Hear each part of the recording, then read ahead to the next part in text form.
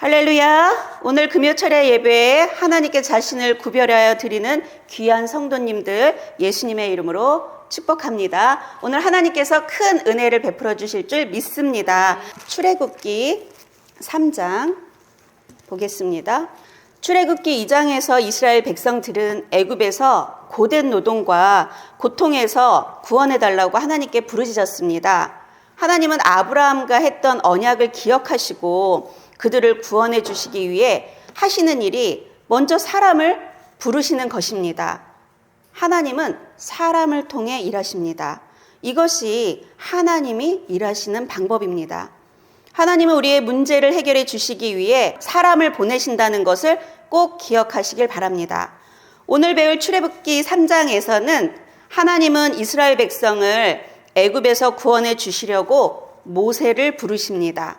3장 1절을 보겠습니다. 모세가 그의 장인 미디안 제사장 이드로의 양떼를 치더니 그떼를 광야 서쪽으로 인도하여 하나님의 산 호렙에 이르매. 모세가 나이가 몇이냐면요, 40살에 미디안 광야로 쫓겨왔죠. 그리고 나서 지금 이 나이는요 80이 됐어요. 40년이 지난 거죠. 그런데 여전히 그는 어떻게 하고 있죠? 장인어른 집에서 뭘 하고 있죠? 장인의 양떼를 치더니, 그러고 나오죠. 지금 어떤 상태일까요? 지금 모세는 자기가 모아놓은 재산이 없어요. 소유가 없는 거예요. 무기력한 인생을 살겠죠. 아내가 있고 자녀가 있는데 장인한테 붙어가지고 살아가는 40년의 인생, 모세의 삶이 어떨지 짐작이 되시죠? 양떼를 치는데 광야 서쪽으로 인도하여 하나님의 산 호렙에 이르매. 여기 보면 호렙이 있잖아요. 호렙이 나오죠. 이 호렙은요 무슨 뜻이냐면요, 건조한, 폐허라는 뜻을 가지고 있어요. 이 땅에 어떤 특별한 능력이 있는 게 아니에요. 이 장소가 어떤 큰 의미가 있는 게 아니에요. 이 장소가 의미 있는 이유는 무엇이냐면요, 하나님이 그곳에 함께 있기 때문에 그 산이 하나님의 산이 되는 거예요. 호렙산은 그냥 폐허의 땅이지만 하나님이 그곳에 함께함으로 그 산이 하나님의 산 호렙으로 불리게 된다는 거죠. 잠깐 머릿속으로 상상을 해보겠습니다. 머릿속으로 그려볼게요. 왼쪽에 애굽이 있어요. 오른쪽에 가나안 땅이 있어요. 그 중간에요 홍해를 건너가지고 광야가 있어요. 광야는 그 가운데 있죠. 애굽과 가나안의 중간에 광야가 있어요. 이스라엘 백성이 40년 동안 돌던 그 광야가 있어요. 그러면 이 미디안은 어디냐면 가나안 땅 밑에 있어요. 좀 그려지시나요? 좀 머릿속으로 그려지시죠? 이걸 잘 이해하셔야 돼요. 왜냐하면 이 모세는 미디안 광야, 미디안 제사장 이드로 미디안 광야에서 살잖아요. 근데 서쪽으로 이동하여, 서쪽에 뭐가 있다 그랬죠 아까? 광야가 있다 그랬잖아요. 그렇죠? 이 하나님의 산 호렙은 어디에 있냐면요, 나중에 이스라엘 백성이 40년 동안 뺑글뺑글 도는 그 있죠, 그 광야에 있는 거예요. 하나님께서 모세를 어디로 인도한다? 바로 광야로 인도하고 있다는 거예요. 이게 굉장히 중요한데요, 우리 자체의 본질은요 폐허이고 망가진 땅입니다. 하지만 하나님이 함께 하시면 우리는요 하나님의 산이 되는 거예요. 에베소서 2장 1절부터 3절까지 보시겠습니다. 그는 허물과 죄로 죽었던 너희를 살리셨도다. 그때 너희는 그 가운데서 행하여 이 세상 풍조를 따르고 공중의 권세 잡은 자를 따랐으니 곧 지금 불순종의 아들들 가운데에서 역사하는 영이라. 전에는 우리도 다 그 가운데서 우리 육체의 욕심을 따라 지내며 육체와 마음에 원하는 것을 하여 다른 이들과 같이 본질상 진노의 자녀이었더니, 본질상 진노의 자녀였던 우리에게 하나님이 임하시면요 우리는요 하나님의 산이 된다는 거죠. 다시 출애굽기 3장으로 돌아가 보겠습니다. 2절, 여호와의 사자가 떨기나무 가운데로부터 나오는 불꽃 안에서 그에게 나타나시니라. 그가 보니 떨기나무에 불이 붙었으나 그 떨기나무가 사라지지 아니하는지라. 이 떨기나무는요 광야 어디서나 흔하게 볼 수 있는 그냥 가시덤불 같은 나무라고 보시면 돼요. 메마르고 더운 광야에 불이 붙잖아요. 그러면 금방 타버리는, 보잘것없고 아무것도 아닌 우리 같은 사람, 이스라엘 백성, 이런 모세를 상징하고 있습니다. 떨기나무는 가치가 없어요. 가치가 없지만 하나님이 불이 거기에 임해버리니까 그 떨기나무가 가치가 있게 되는 거예요. 불이 붙었으나 그 떨기나무가 원래는 다 타서 없어져야 되는데 사라지지 않는 거예요. 3절, 이에 모세가 이르되 내가 돌이켜 가서 이 큰 광경을 보리라. 떨기나무가 어찌하여 타지 아니하는고 하니 그때. 아니, 모세는 이런 걸 많이 봤어요. 그런 가시덤불 같은 게 이렇게 불이 나가지고 확 타버리고 이런 거 많이 봤는데 너무 놀라운 거예요. 이게 안 타고 있는 거야. 그러니까 뭐라 그래요? 떨기나무가 어찌하여 타지 아니하는고 하니. 보려고 가는 거죠. 하나님은요, 떨기나무에 불을 붙인 것처럼 모세에게도 불을 붙여서 사용하고자 하십니다. 불타는 떨기나무가 사라지지 않은 것처럼 떨기나무 같은 모세도 하나님이 함께하고 하나님이 모세를 사용하시면 결코 사라지지 않을 것을 보여주십니다. 이 모세가 인생 다 끝난 것 같잖아요. 모세가 쓴 출애굽기를 지금 우리가 읽고 있잖아요. 모세는 영원히 사라지지 않잖아요. 우리가 이 위대한 종 모세를 계속 기억하고 있잖아요. 그렇죠? 사라지지 않고. 우리는 이런 떨기나무 같은 존재입니다. 내 존재가 너무 작고 보잘것없다고 낙심하거나 걱정하지 마십시오. 왜냐하면 떨기나무같이 무력한 나에게 이 하나님의 불이 붙으면요, 하나님께서 내 인생을 불꽃같이 사용해 주실 줄 믿습니다.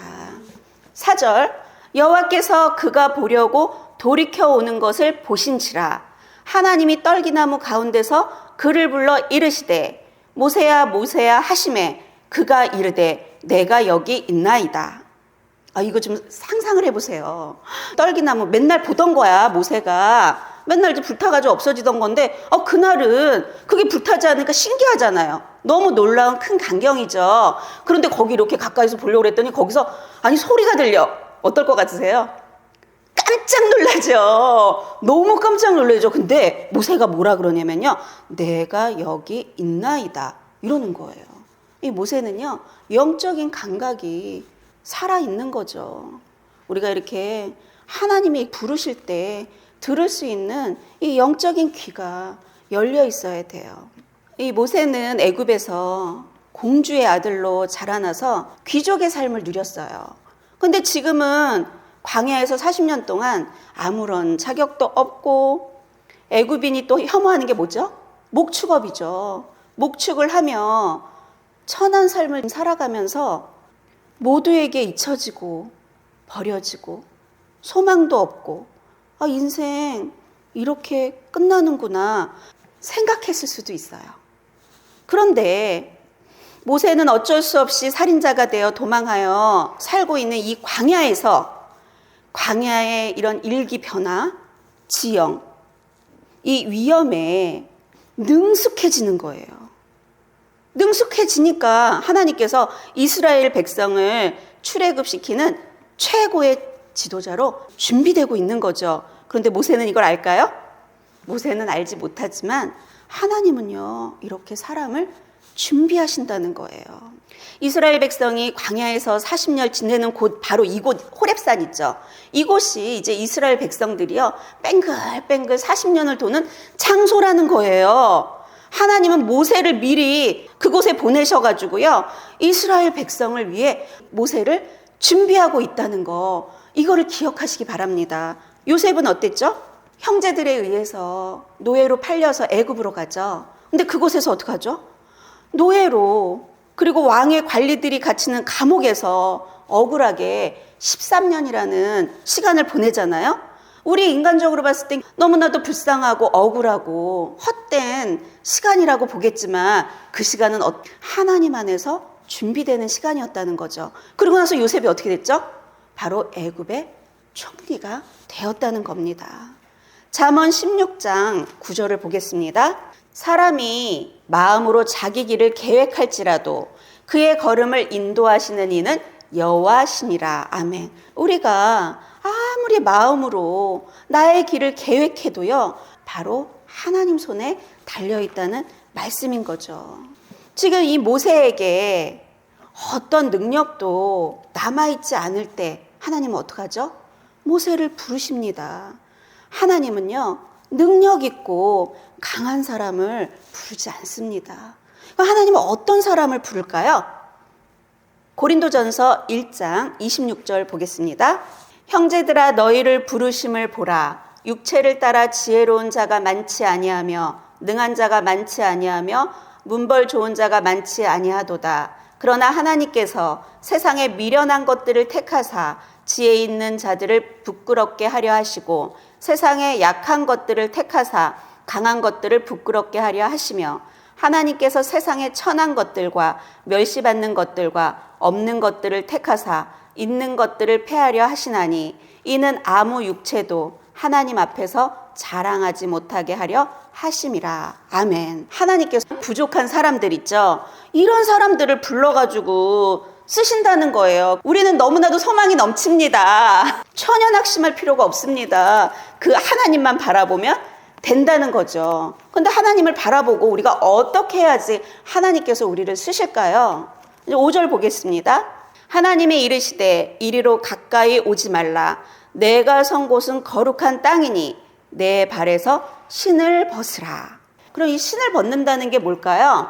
신을 벗는다는 것은요, 죄를 버리고 나의 의지와 권리를 포기하는 것을 말합니다. 당시 신발은 더러움과 죄의 상징이었습니다. 베드로전서 1장 16절 볼까요? 기록되었으되 내가 거룩하니 너희도 거룩할지어다 하셨느니라. 하나님께서 뭐라 그러죠?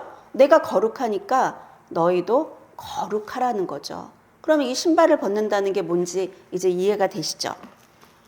나의 이런 의지, 권리를 포기하고 죄를 버리는 거, 이게 신을 벗는 거라는 거죠. 우리는 끊임없이 나를 증명하려고 합니다. 자신의 경험과 자신의 계획, 자신을 주장하고 인정해달라고, 나를 좀 봐달라고 합니다. 그런데 노예는 이런 것들을 내어놓을 위치 자체가 아닙니다. 주인의 말에 전적인 순종만을 해야 합니다. 하나님의 부르심을 받은 사람은 신을 벗는 것부터 시작해야 합니다. 신을 벗는다는 것은 하나님의 부르심 앞에 나의 권리를 내려놓는 순종을 의미합니다. 고린도전서 3장 16절을 보겠습니다. 너희는 너희가 하나님의 성전인 것과 하나님의 성령이 너희 안에 계시는 것을 알지 못하느냐. 우리가 하나님의 성전이래요. 하나님의 성령이 지금 우리 안에 계시대요. 하나님께서 우리에게 임재하시기 위해서 우리에게 지금 뭘 하라 그러는 거죠? 네 안에 임재하고 싶어. 그럼 뭘 어떻게 하라고요? 바로 신을 벗으라고 말씀하시는 거죠. 히브리서 11장 24절로 가보겠습니다. 믿음으로 모세는 장성하여 바로의 공주의 아들이라 칭함 받기를 거절하고 도리어 하나님의 백성과 함께 고난받기를 잠시 죄악의 낙을 누리는 것보다 더 좋아하고 그리스도를 위하여 받는 수모를 애굽의 모든 보화보다 더 큰 재물로 여겼으니 이는 상 주심을 바라봄이라. 모세는 뭐를 포기했죠? 첫 번째 포기한 게 뭐냐면요, 공주의 아들이라고 칭함을 받는 특권을 포기한 거죠.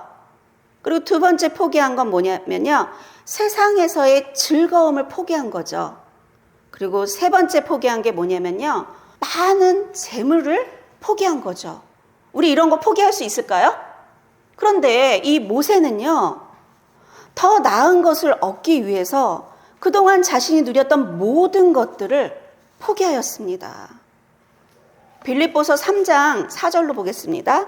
사도 바울이 하고 있는 얘기예요. 나도 육체를 신뢰할 만하며 만일 누구든지 다른 이가 육체를 신뢰할 것이 있는 줄로 생각하면 나는 더욱 그러하리니 나는 8일 만에 할례를 받고 이스라엘 족속이요 베냐민 지파요 히브리인 중에 히브리인이요 율법으로는 바리새인이요 열심으로는 교회를 박해하고 율법의 의로는 흠이 없는 자라. 그러나 무엇이든지 내게 유익하던 것을 내가 그리스도를 위하여 다 해로 여길 뿐더러 또한 모든 것을 다 해로 여김은 내 주 그리스도 예수를 아는 지식이 가장 고상하기 때문이라. 내가 그를 위하여 모든 것을 잃어버리고 배설물로 여김은 그리스도를 얻고 그 안에서 발견되려 함이니. 사도 바울은요, 지금으로 치면 최고의 집안, 최고의 학벌을 가지고 있는 사람이라고 보시면 돼요. 그런데 그가 자신의 권리를 왜 버렸죠? 자신의 권리를 포기했어요. 뭐 때문에? 예수를 아는 지식이 가장 고상하기 때문이래요. 그래서 사도 바울이 힘든 인생을 살게 되는 걸 우리는 알잖아요. 사도 바울은 아는 거예요. 예수를 아는 지식이 가장 고상하다는 걸. 그래서 자신이 지금 누리던 것들을요, 다 포기한 거예요. 우리는 나의 권리를 포기하면 삶이 어려움에 내몰리고 배척을 받고 힘들게 될 것이라고 생각하고 두려워하지만 우리의 오랫동안 익숙했던 삶의 방식들을 내려놓을 때 하나님은 새 일들을 행하십니다. 창세기 12장 1절로 가보겠습니다. 하나님께서 아브라함을 믿음의 조상으로 부르시는 거죠.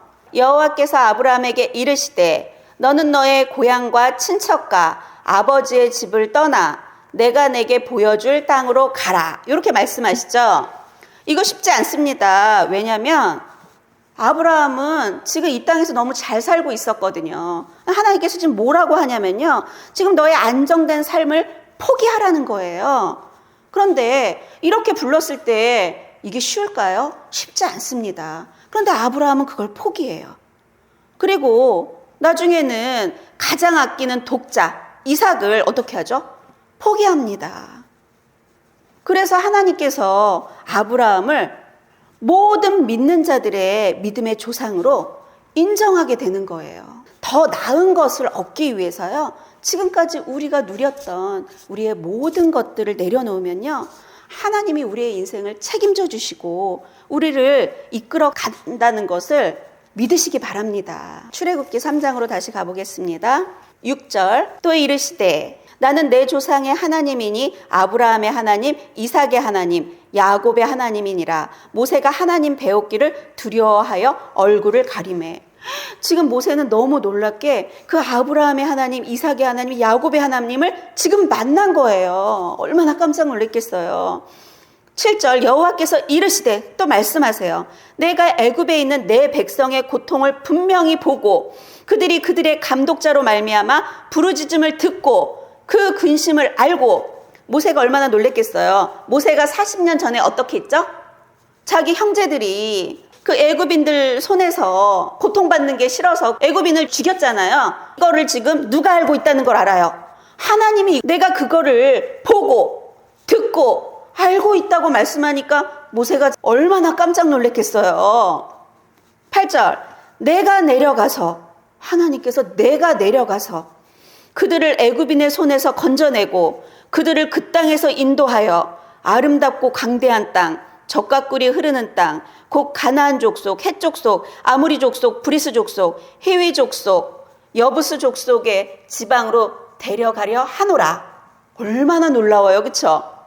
자기도 이것 때문에 자기가 어떻게 해결해 보려고 하다가 살인자가 돼갖고 도망하고 있잖아요.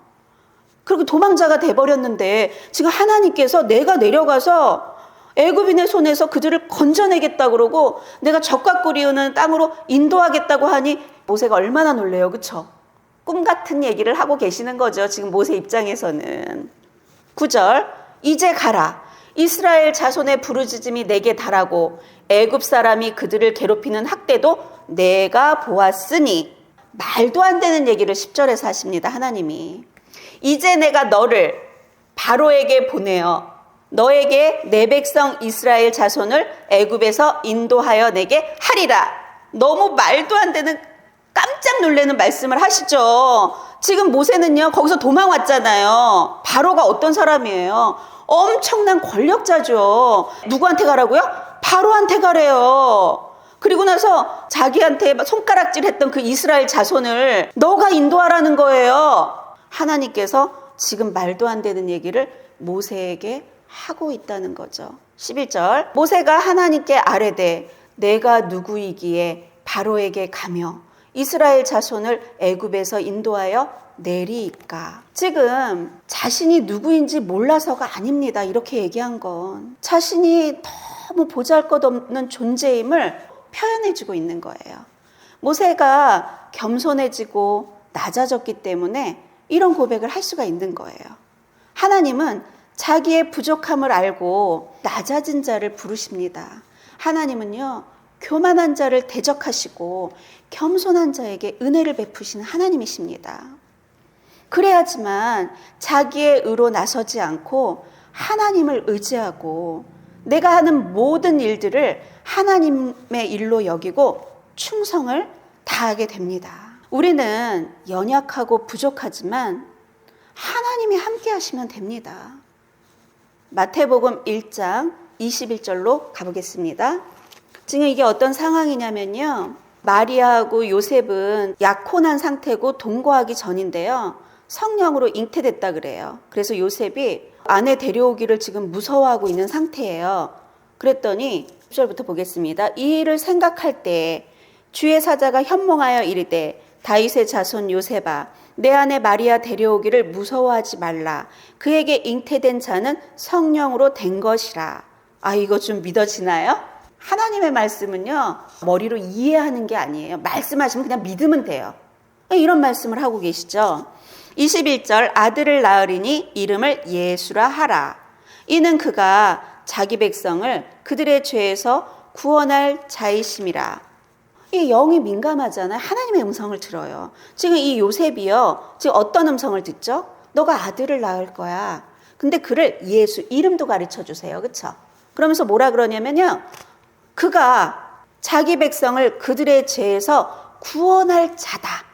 말씀하세요. 하나님은요, 어떤 일을 행하실 때 항상 말씀하시고 일하시는 하나님이시라는 거죠. 22절, 이 모든 일이 된 것은 주께서 선지자로 하신 말씀을 이루려 하심이니 이르시되 보라, 처녀가 잉태하여 아들을 낳을 것이요 그의 이름은 임마누엘이라 하리라 하셨으니 이를 번역한즉 하나님이 우리와 함께 계시다 함이라. 아멘. 하나님이 우리와 함께 계시면 우리는 됩니다. 이 호렙산, 떨기나무, 이런 게 중요한 게 아니에요. 거기에 누가 임재하느냐. 우리 같은 인생, 이런 인생에 하나님이 임재하시면 된다는 거죠. 그럼 이제 우리가 해야 할 일은 무엇일까요?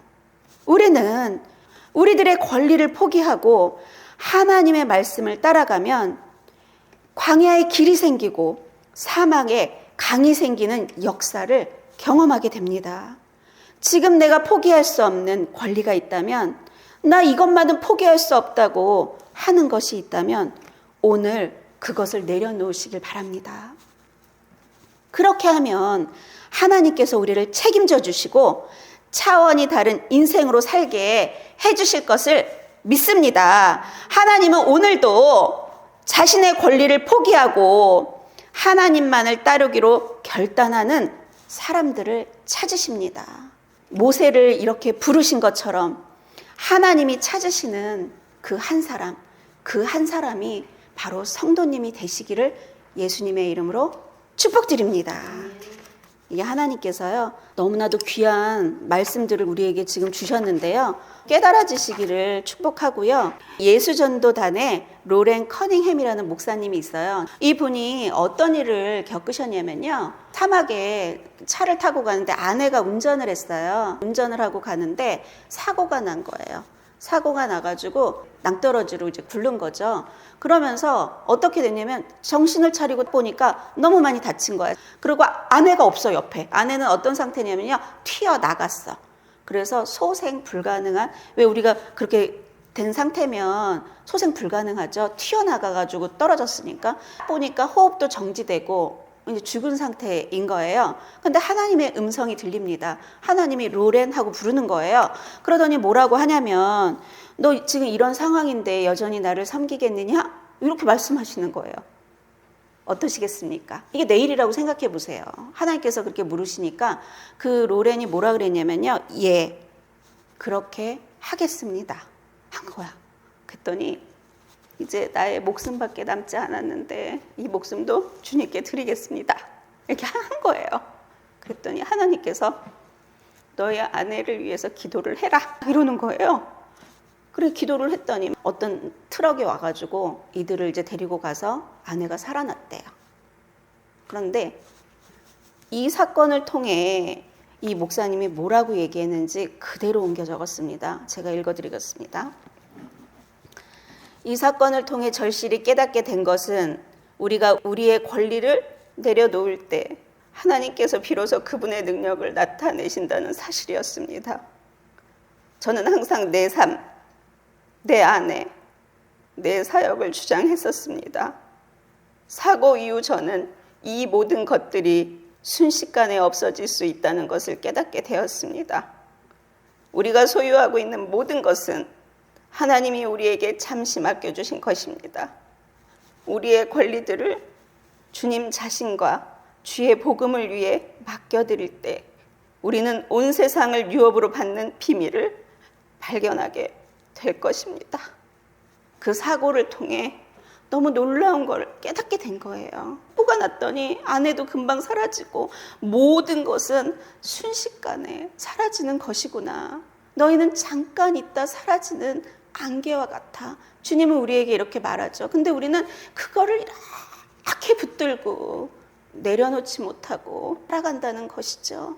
우리는요, 예수 그리스도의 십자가와 함께 나는 죽고 예수로 살아갈 때 진정한 자유한 가운데 하나님의 귀한 일들을 이뤄드리는 통로로 사용됨을 믿습니다. 우리가 오늘 이 출애굽기 3장을 통해 하나님께서 우리에게 주시는 말씀은 너희가 하고 있는 이 모든 것들에 나의 임재가 빠져버리면 그건 아무것도 아니야. 너희가 너의 자녀를 보고 너 자신을 보고 너의 그 삶을 바라볼 때 너무나도 가치 없고 아무것도 아닌 것처럼 보이지만 그곳에 내가 함께 한다면 그건 너무나도 놀라운 장소가 되고 놀라운 사람으로 내가 사용할 수 있기 때문에 너희는 오직 나만 믿고 나만 신뢰하고 나만 따라와. 하나님께서 이렇게 우리에게 오늘 말씀해 주신다는 것을 기억하고 오늘 이 시간 내가 내려놓지 못하는 모든 것들을 내려놓는 시간 되시기를 예수님의 이름으로 축복합니다.